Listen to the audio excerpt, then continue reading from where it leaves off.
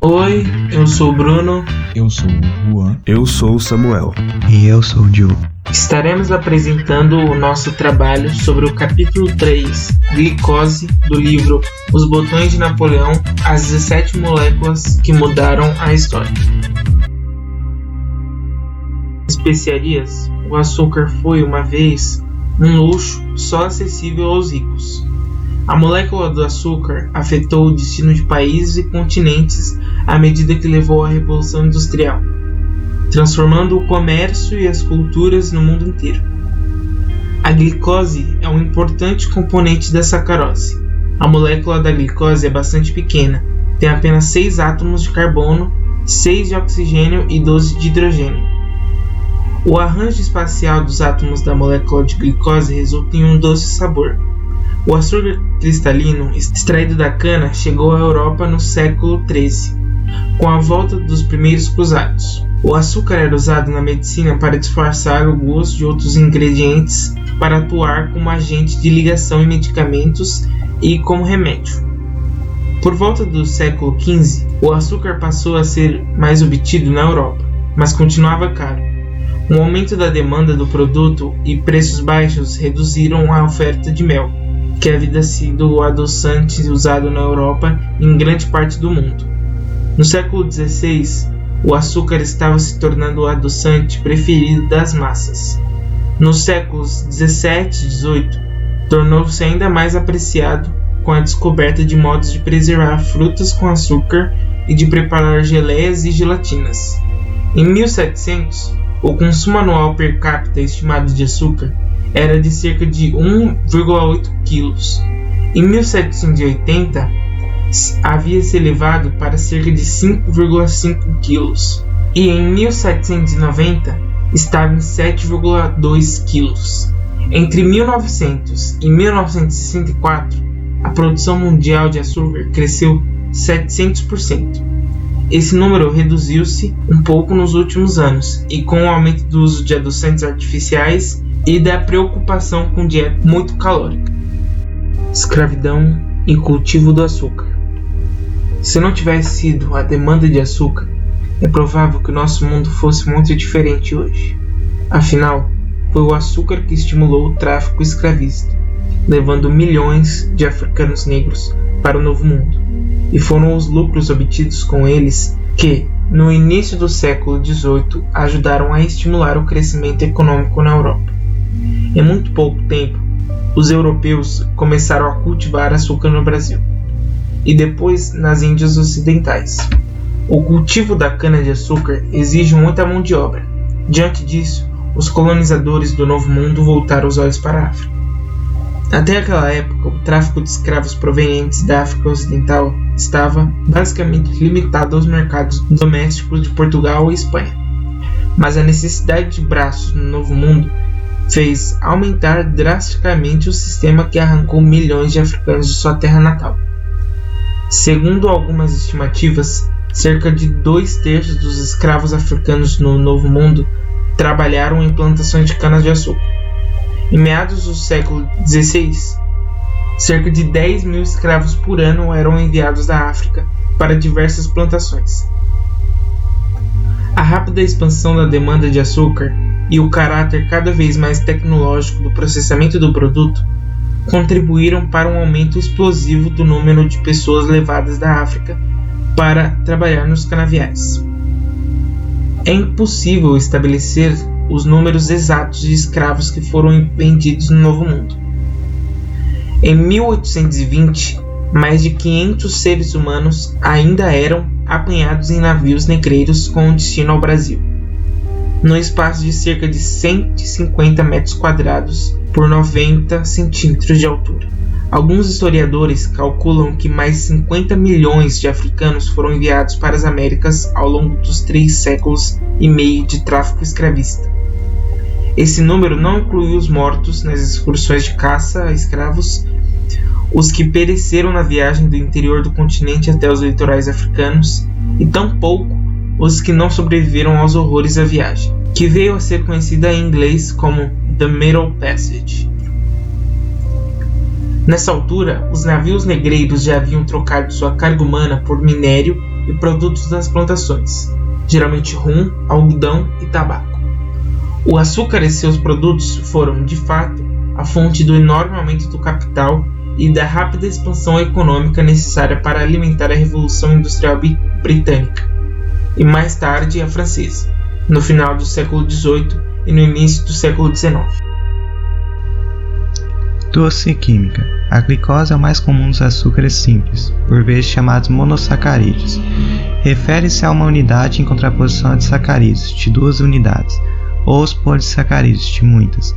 A estruturada glicose pode ser representada como uma cadeia reta, ou na forma de uma pequena adaptação dessa cadeia, em que cada intersecção de linhas verticais e horizontais representa um átomo de carbono.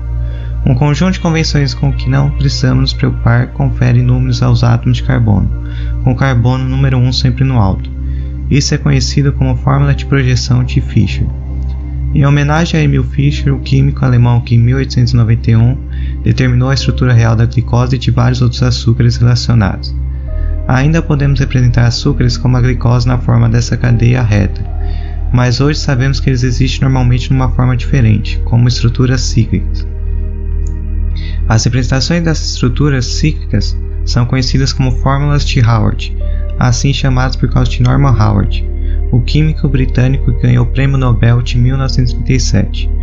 O anel de 6 membros da glicose consiste em 5 átomos de carbono e 1 de oxigênio. A fórmula de Howard para ele indica por um número como cada átomo de carbono corresponde ao átomo de carbono. Na verdade, há 2 versões de glicose na forma cíclica, segundo o OH no carbono número 1 esteja acima ou abaixo do anel. Isso é uma diferença digna porque tem consequências muito importantes para as estruturas de moléculas mais complexas que contêm unidades de glicose, como carboidratos complexos. Se o OH no carbono número 1 estiver abaixo do anel, é conhecido como alfa-glicose. Se estiver acima do anel, é beta-glicose. Quando usamos a palavra açúcar, estamos nos referindo à sacarose. A sacarose é um disacarídeo porque é composto de 2 unidades simples de monossacarídeos. Uma é uma unidade de glicose e a outra é uma unidade de frutose. A frutose ou açúcar de fruta tem a mesma fórmula que a glicose, C6H12O6, e também o mesmo número e tipo de átomos, 6 de carbono, 12 de hidrogênio e 6 de oxigênio, encontrados na glicose. A frutose tem átomos que estão arranjados numa ordem diferente. A definição química disso é que a frutose e a glicose são isômeros. Os isômeros são compostos que têm a mesma fórmula química e os mesmos átomos no mesmo número, mas em que os átomos estão em arranjos diferentes. A frutose existe sobretudo na forma cíclica, mas parece um pouco diferente da glicose, porque em vez de formar um anel de 6 elementos como a glicose, forma um de 5 elementos, mostrado adiante como uma fórmula de Howard. A sacarose contém quantidades iguais de glicose e frutose, mas não como uma mistura de 2 moléculas diferentes. Na molécula de sacarose, uma glicose e uma frutose são unidas através da emoção de uma molécula de água, entre o OH no carbono número 1 da alfa-glicose e o OH no carbono número 2 da beta-frutose. A frutose é abundante nas frutas, mas está presente também no mel. Como a frutose é mais doce que a sacarose e a glicose, o mel, em razão de seu componente frutose, é mais doce que o açúcar. A lactose, também chamada açúcar do leite, é um sacarídeo formado de uma unidade de glicose e uma unidade de outro monossacarídeo, a galactose, que é um isômero da glicose. A única diferença é que na galactose o grupo OH no carbono número 4 está acima do anel e não abaixo dele como na glicose. Mais uma vez, o fato de OH estar acima ou abaixo do anel pode parecer uma diferença ínfima, mas ela é importante para as pessoas que sofrem de intolerância à lactose. A insuficiência de lactase torna difícil a digestão do leite e seus derivados e causa os sintomas associados à intolerância à lactose: entumecimento intestinal, cãibras e diarreia. A intolerância à lactose é um traço hereditário, facilmente tratado com preparados da enzima lactase, vendido nas farmácias sem necessidade de receita médica. O cérebro de um mamífero normal, saudável, usa apenas glicose como combustível. As células cerebrais dependem de um abastecimento constante de glicose, a partir da corrente sanguínea, pois essencialmente não há nenhuma reserva ou armazenagem de combustível no cérebro. Se o nível de glicose no sangue cair a 50% normal, alguns sintomas de disfunção cerebral se manifestam. A 25% do nível normal, possivelmente em decorrência de uma superdose de insulina, o hormônio que conserva o nível de glicose no sangue, pode sobrevir um coma. O que torna todos esses açúcares tão atraentes é seu gosto doce, porque o ser humano gosta de doçura. A doçura é um dos 4 principais sabores, os outros 3 são azedo, amargo e salgado. Um sabor doce indica que a fruta está madura, ao passo que o gosto azedo nos revela que muitos ácidos ainda estão presentes, e a fruta verde pode causar dor no estômago. Um gosto amargo nas plantas frequentemente indica a presença de um tipo de composto conhecido como alcaloide. Como os alcaloides são com frequência venenosos, muitas vezes, mesmo em quantidades mínimas, a capacidade de detectar traços de alcaloide é uma nítida vantagem. As diferentes partes da língua não detectam os sabores da mesma maneira ou no mesmo grau. A ponta da língua é a parte mais sensível à doçura, ao passo que o gosto azedo é detectável mais intensamente nas partes laterais, mais recuadas. Você pode testar isso facilmente encostando uma solução de açúcar ao lado de sua língua e depois na ponta. A ponta detectará a doçura de modo nitidamente mais forte. Se você tentar a mesma coisa com o suco de limão, o suco de limão bem na pontinha da sua língua não parece muito azedo, mas encoste uma rodela recém-cortada de limão no lado da língua e descobrirá onde a área receptora de acidez é mais forte. Há muitos compostos doces além do açúcar, e nem todos eles têm um sabor agradável. O etilenoglicol, por exemplo, é um principal componente de anticongelante usado em radiadores de automóveis, mas ele é muito venenoso. Uma colher de sopa pode ser uma dose letal para seres humanos ou animais domésticos. Curiosamente, o agente tóxico não é o próprio etilenoglicol, mas aquilo em que o corpo o transforma. A oxidação do etilenoglicol por enzimas do corpo produz o ácido oxálico. O ácido oxálico ocorre naturalmente em várias plantas, inclusive em algumas que comemos, como ruibarbo e espinafre. Em geral, consumimos esses alimentos em quantidades moderadas, e nossos rins são capazes de lidar com os traços de ácido oxálico provenientes dessas fontes. Mas se engolirmos etilenoglicol, o súbito aparecimento de uma grande quantidade de ácido oxálico pode lesar o rim e ser fatal. Um composto cuja estrutura seja muito semelhante à do etilenoglicol e que também tem um sabor doce é o glicerol, ou glicerina. Mas o consumo de glicerina em quantidades moderadas é seguro. Ela é utilizada como aditivo no preparo de muitos pratos por causa de sua viscosidade e grande solubilidade na água. A expressão aditivo alimentar adquiriu uma conotação negativa nos últimos anos, como se os aditivos alimentares fossem essencialmente não orgânicos, prejudiciais à saúde e artificiais. E o glicerol é certamente orgânico, não é tóxico e ocorre naturalmente em produtos como o vinho.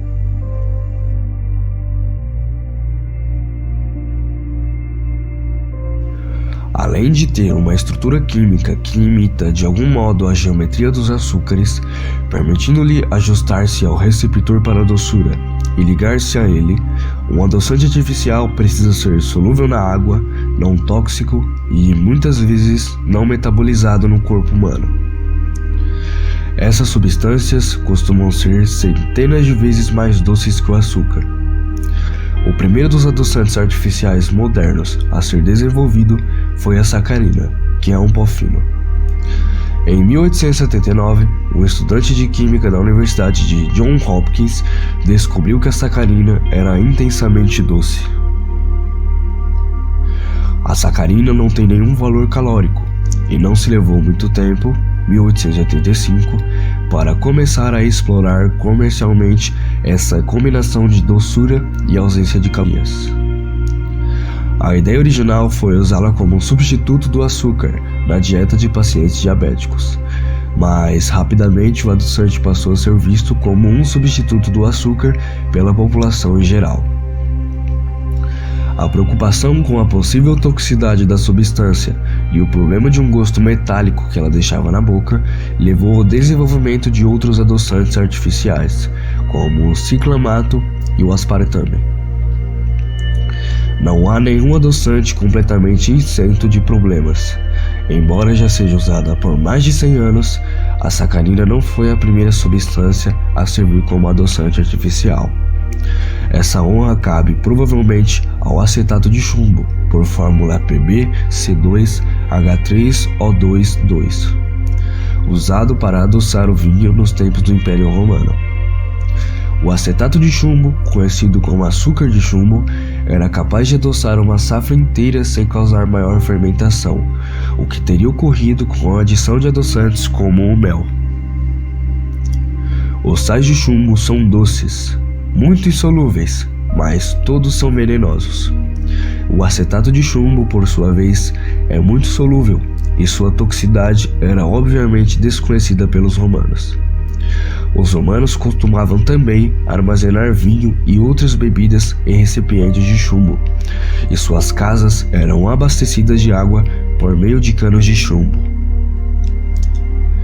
O envenenamento por chumbo afeta o sistema nervoso e o sistema reprodutivo, bem como outros órgãos, e inclusive alguns historiadores atribuíram a queda do Império Romano ao envenenamento por chumbo, pois há relatos de que muitos líderes romanos, entre os quais Imperador Nero, exibiram os sintomas. O açúcar moldou a história humana. Foram os lucros proporcionados pelo enorme mercado do açúcar que se desenvolveu na Europa que motivaram o envio de escravos africanos para o Novo Mundo. Sem o açúcar, o tráfico escravista teria sido muito reduzido, e sem os escravos, o comércio do açúcar teria sido muito reduzido.